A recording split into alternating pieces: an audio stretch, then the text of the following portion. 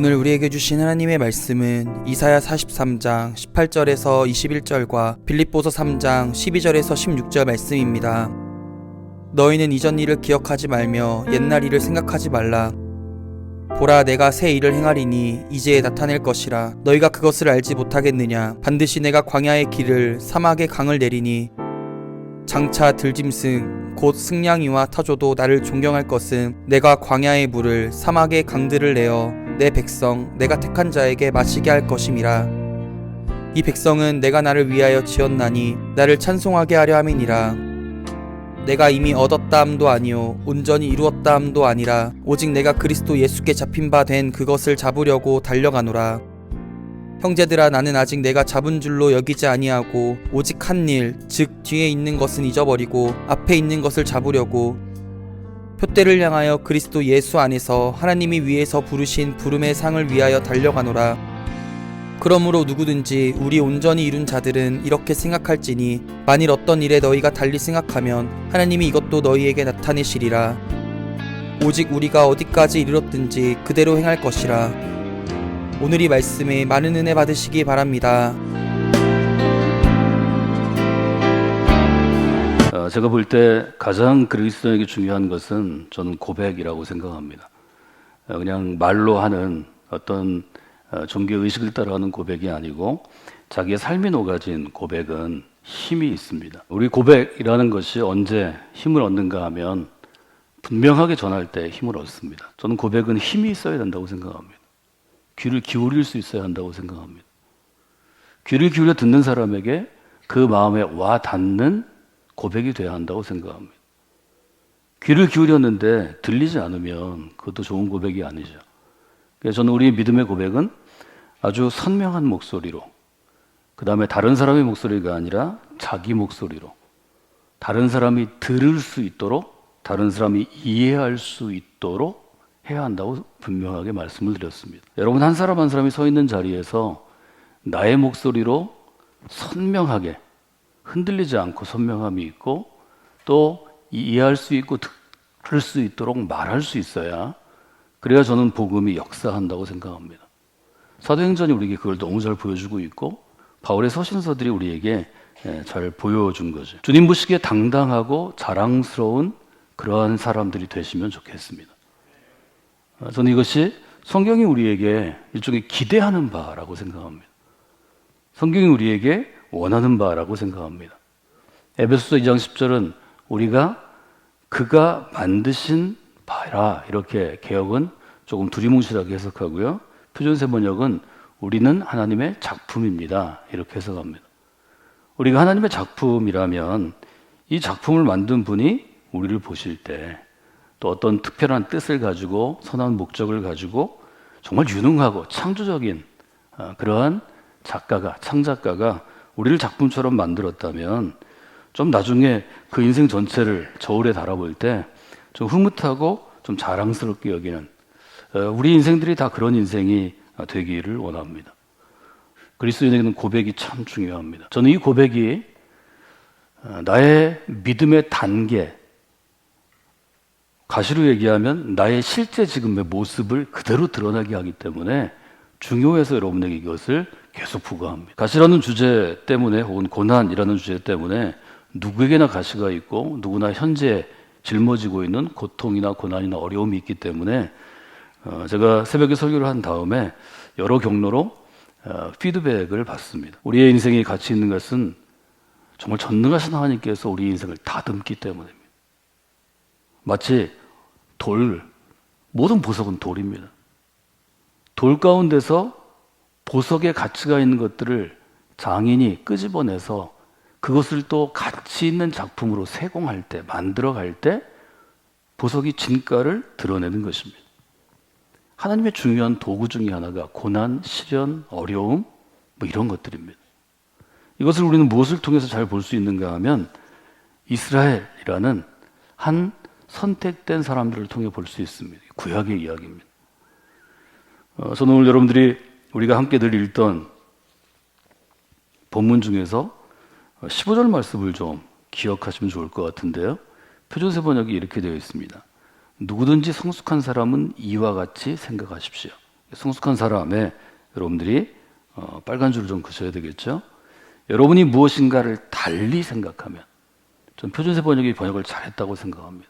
믿음이란 어떤 것인가 하면 보통의 사람들과는 다르게 생각하는 것입니다.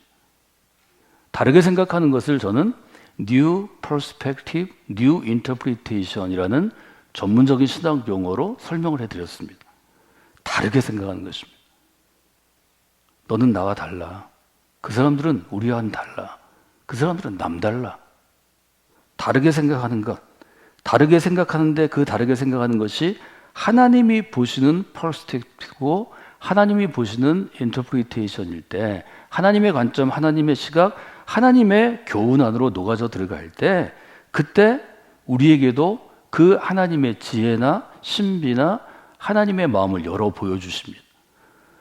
저희는 신앙생활의 가장 큰 기쁨이 이때 주어진다고 생각하고, 또 성경에 많은, 정말 수많은 우리 믿음의 위인들이, 믿음의 영웅들이, 아니 믿음을 본받아야 될 리더들이 이때 큰 기쁨과 큰 가치를 받고 유익했다고 고백하는 것을 보게 됩니다.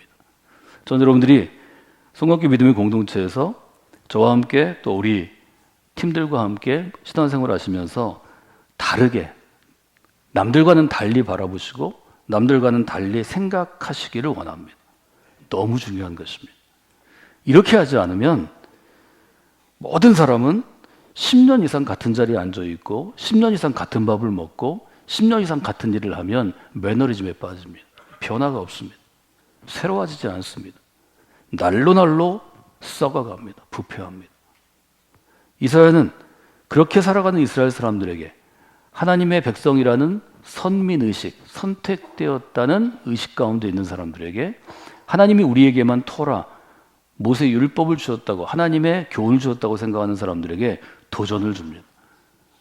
이사야가 하는 말은 무서운 말입니다. 이제부터 너희들은 이전의 일들을 기억하지 말고 옛날 일들은 생각도 하지 말아라.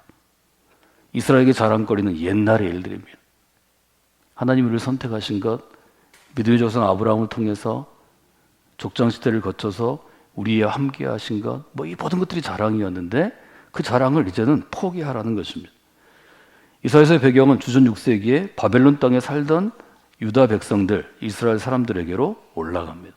바벨론 생활은 근본적으로 포로 생활입니다. 즉 감옥에 갇힌 생활입니다. 이 시간은 이들이 얘기한 것처럼 눈물로 젖은 늘 빵을 먹어야 하고 울던 시절이고, 늘 떠나온 땅, 약속의 땅을 그리워하던 시절이고 고통의 시간입니다. 바벨론의 삶은 이들에게 고난이었습니다. 이들이 생각하는 옛날 일은 어떤 것인가요? 옛날 일은 하나님이 우리를 버리신 것입니다. 우리를 선택하시고 약속의 땅까지 인도해 주시고 그곳에서 잘 먹고 잘 살게 해주신다고 그랬는데, 그 하나님이 우리를 버리셔서 우리가 그 땅에서 포로로 잡혀와서 남의 땅에 있는 것입니다. 남의 집에 있는 것입니다. 그것이 이들에게 큰 상처가 되었습니다. 왜 우리가 여기 와 있나? 왜 우리 아이들이 여기서 살아가야 되나? 우리 아이들은 여기서 어떤 삶을 살고 어떤 직업을 갖고 어떻게 죽을 것인가? 이것이 바벨론 포로 생활에 있어서 가장 중요한 것이었습니다. 분명하게 하나님은 얘기하십니다. 이사야의 입을 통해서 얘기하십니다. 이전 일을 기억하지 말고 옛날 일을 생각하지도 말아라. 네가 지금 해야 될 일은 새 일을 행하시는 하나님을 기대하는 것이다. 저는 신앙은 기대라고 여러분에게 지난 수십 년간, 제가 젊은 시절에 미숙한 목회자부터 좀 더 나이 든 목회자로 될 때까지 여러분에게 계속해서 도전했습니다. 많은 분들이 제게 물어보았습니다. 그 기대는 무엇입니까? 저는 기대를 품지 않는 신앙은 신앙이 아니라고 생각합니다. 잘못된 신앙입니다. 미숙한 신앙입니다. 어리석은 신앙입니다. 아직 덜 된 신앙입니다. 하나님은 언제나 우리를 향해 기대를 갖고 계십니다. 과거의 내 모습을 보고 나를 선택하신 게 아닙니다. 오늘의 내 모습을 보고 나를 부르시는 게 아닙니다. 예수 그리스도 안에서 그리스도가 세우신 교회 공동체와 함께 걸어갈 때 앞으로 변화될 내 모습을 미리 보시고 계십니다. 저는 그것이 믿음이라고 생각합니다. 이것은 제 생각이 아니라 바울의 생각이고 성서를 쓴 성서 기자들의 생각이고 하나님의 생각이라고 저는 믿습니다. 확신합니다. 이스라엘 사람들을 향해서 지금 하나님은 도전하시는 것입니다. 옛날을 향해 있는 오늘의 눈이 중요한 게 아니고 과거를 어떻게 해석하는가, 이것에 물려 있는 게 중요한 게 아니고 우리의 눈이 내일을 향해서 열려 있어야 한다는 것입니다. 하나님은 새 일을 행하시는 분입니다. 똑같은 고백이 바울의 입술을 통해서 빌립보의 교인들에게 전해줍니다. 나는 이미 얻은 것이 아닙니다. 이미 이룬 것도 아닙니다. 나는 뒤에 있는 것은 잊어버리고 앞에 있는 것, 하나님이 주신 표대를 향하여 좀 하나님이 주신 부름의 상을 좀 붙잡아 보려고 오늘도 내일을 향해, 미래를 향해, 하나님이 주신 미래의 목표점을 향해 나아갑니다. 아주 이렇게 분명하게 고백한 것을 볼 수 있습니다. 이 바울의 고백을 보고도 내가 다른 것을 생각한다면 그것은 심각하게 믿음의 어떤 병에 걸린 것입니다. 눈꺼풀을 열어야 합니다. 믿음의 눈을 열어야 합니다. 저는 그래서 믿음의 사람은 과거에 붙잡혀서 과거만 생각한다든지 오늘 내가 너무 힘들고 해서 오늘의 고난에 붙잡히는 사람이 아니라고 생각합니다. 믿음의 사람의 눈은 오늘 이 땅에 발을 딛고 있지만 언제나 내일을 향해 있어야 합니다. 주님과 함께하는 내일, 주님이 인도하실 내일, 주님이 만들어 가실 내일, 주님이 만드실 새 일을 마음에 품고 나아가는 것입니다. 저는 그것이 바울이 이야기하는 고린도 교인들에게 이야기하는 소망이라고 배웠습니다. 그 소망을 품기 위해서 저는 오늘도 노력합니다. 그 소망을 좀 여러분과 나누기 위해서, 여러분에게 전하기 위해서 여러분이 그 소망을 품도록 저는 도전하는 역할을 계속 하기 위해서 노력합니다. 여러분 새 일을 기대하십시오. 지금 내가 뭐 어디에 있든지 무엇을 하든지 하나님은 결국은 나를 통해 새 일을 이루시기 위해서 나를 부르신 것입니다. 우리 교회가 어디에 있든 무엇을 하든 하나님께서는 새 일을 이루시기 위해서 우리 교회를 부르신 것입니다. 많은 사람들이 과거의 고난으로부터 이루어지는 오늘의 고난, 오늘의 어려움에 붙잡혀 있는 것 같습니다. 첫날 저희는 시편을 읽었는데요. 어쩌다 비틀거려도 주께서 우리의 손을 잡아주시니 넘어지지 않는다. 이렇게 고백하는 한 일본 교회 또 목사님과 성도들의 이야기를 나누었습니다. 지금이 굉장히 중요합니다. 지금 내가 어떤 상황이 있어도 좀 어렵고 힘든 상황이 있어도 고난 중에 있어도 새 일을 기대하는 게 믿음입니다.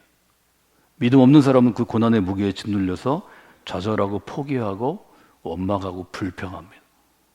똑같은 고난을 당하는데 믿는 사람은 고난 중에도 새 일을 기대하고 하나님의 도우심을 구하는 것입니다. 이것이 우리에게 고난을 해석하게 하는 굉장히 새로운 힘을 줍니다. 매일 힘을 줍니다. 그래서 시편 기자는 시편 119편은 지금 내가 고난 가운데 있는 것이 유익이라고 얘기한 것입니다. 이 고난이 지나가면 내가 원하는 게 이루어질까 이런 얘기를 하는 게 아닙니다. 지금 고난 당했지만 이 고난을 이길 힘도 주시는 것이 내게 유익하다고 고백하는 것입니다.